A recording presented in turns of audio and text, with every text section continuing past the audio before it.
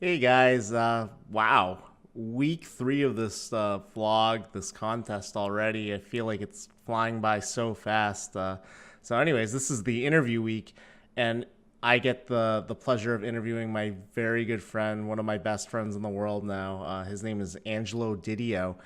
For those that don't know him, he is an absolute crusher on the East Coast here. He plays at Foxwoods, Twin River. I don't want to blow up too many of his spots, but yeah, he I met him on the felt, and as you'll see here, he's given me a lot of insight.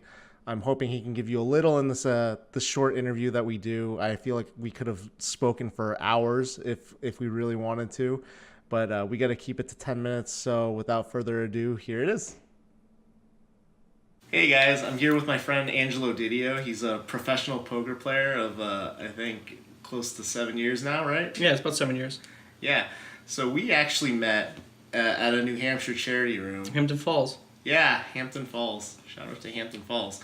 We were playing 2-4 No Limit. I remember I had been going there every weekend for the summer, and then all of a sudden I see you come in, and you sit down, and I'm kind of trying to size you up. You know, we haven't spoken a word to each other.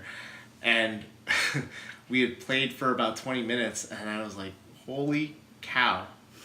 This dude is an absolute maniac. He's insane.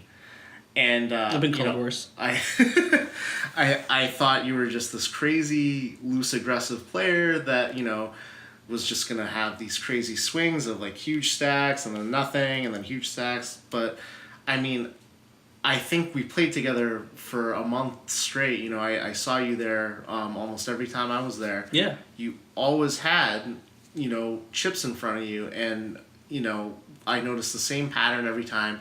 We'd sit down, I'd observe you, I'd be watching you like a hawk while trying to avoid getting into pots with you. Meanwhile, I'd see within 1 hour to 2 hours people getting visibly frustrated with how you were playing. That's the best part. You were completely mechanical in the way you were playing, and I needed to know why. I needed to know how you were doing this. Fast forward to now, you've coached me up the stakes. I was a 2-5 player when you met me. I'm now a 5-10 player, so thank you for that. You've helped me move up in stakes, and yeah. Fast forward to today, you've improved my life significantly. So, I guess since you've coached me and you've received coaching in the past, what is the importance of coaching in poker as you see it today? Well, hey, I mean, first and foremost, you got to thank yourself first because you did it. But I mean, if you want to talk about how important coaching is, of course, you got to give yourself credit. But if you want to talk about how important coaching is in general, there's a reason why Tiger Woods has a coach, a golf coach, watch him while he's practicing for a tour, even though he's the best golfer in the world. It's because that coach can see things that Tiger Woods can't. Tiger Woods doesn't have eyes in the back of his head. So having a second outlook on the hands you're playing is always going to be an improvement to you when it comes to looking back at the game you just played in. And also it doesn't hurt to have somebody who's already beaten the game from the seat that you're sitting in. Okay. So, not everyone has coaching available to them, or they don't have the resources to go out and get coaching. For sure. But let's say I'm a 1-2 player. I have my group of 3 to 4 friends. We all play poker together.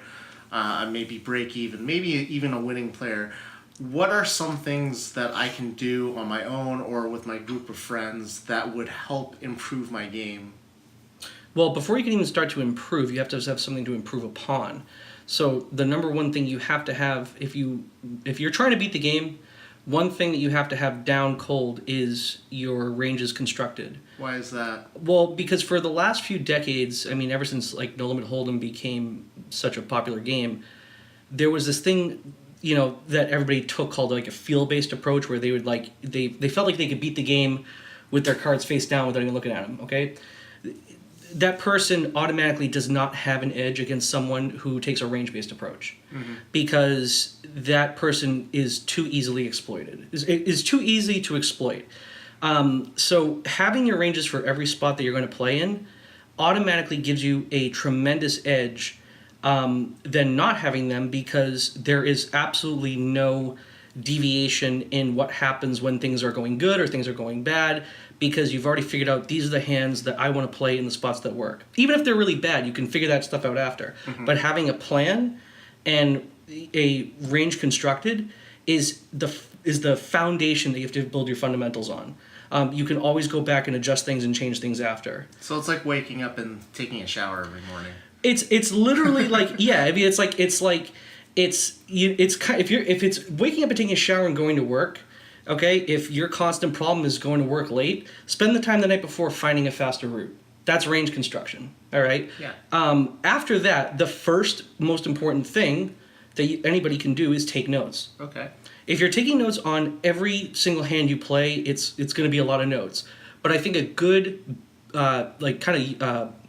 way to create your yardstick on how well you're doing is to start with every pot you play that is 20 big blinds or more, which is going to be a lot of hands. I mean, every pot's almost always it's like $40 in 1-2. Yeah. Yeah, and that's like a raise to 10. Somebody calls it a C bet. I mean, like, even if if you win it uncontested, write it down.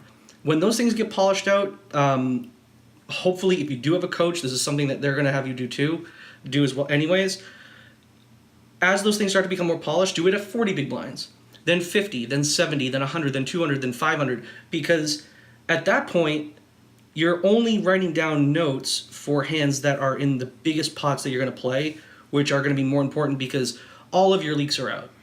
All of the small pots that you were losing money on, all the leaks are plugged. Now it's only important to really analyze the huge spots that you're getting involved in, because it's once in a while you're struggling with something. Yeah, and I really love that, especially, with cell phones today. You can just go on and take notes. So, I mean, you could have, a card dead session where you're not getting any cards for 2 hours. Take notes on other people's hands. Yeah, it eats up the hours of the game. It makes the hands fly by. And another thing too is, like, with the importance of having a constructed set of a constructed range to go into a game with. Think about it this way: if I feel that I'm the best player in a game, and there is somebody who is a carbon copy of myself, if neither one of us have the range advantage, I would like to be able to construct a range that gives me the advantage. The only way I can do that is by a range-based approach. It's never going to be by feel. And only way I can tune that is by looking back at all the hands I played. And those notes are going to come in handy for that reason alone. I think that's fantastic advice. Yeah. And that's advice I've that you gave me. All the time. That I took. And it really, it's so minuscule taking, notes on 20 big blind pots. And it's so, it seems monotonous, but it's important. Yeah, it really is, because even the smallest things I'll look back on and I'll be like, wait, I did that? Why did I do that? I have pages of notes, and I'll even look back at hands I didn't play in, just hands I was watching. Yes. So thank you for your time today. Is there anyone you want to shout out here on the vlog? Any social media you want to push out there? Or? I really don't have anybody that I stay in constant contact with over social media as far as poker goes. But maybe that's something I should start. I don't know. I really. You wanna put your phone number out there so people can call you and ask for coaching? Oh Jesus! You want to put that on YouTube? I'll leave your phone number in the comments section. How's that sound? Yeah. Please don't do that. All right. Well, thanks again for your time, man. I really appreciate it. Absolutely. Keep taking notes. Thanks, guys. All right. That seemed decent.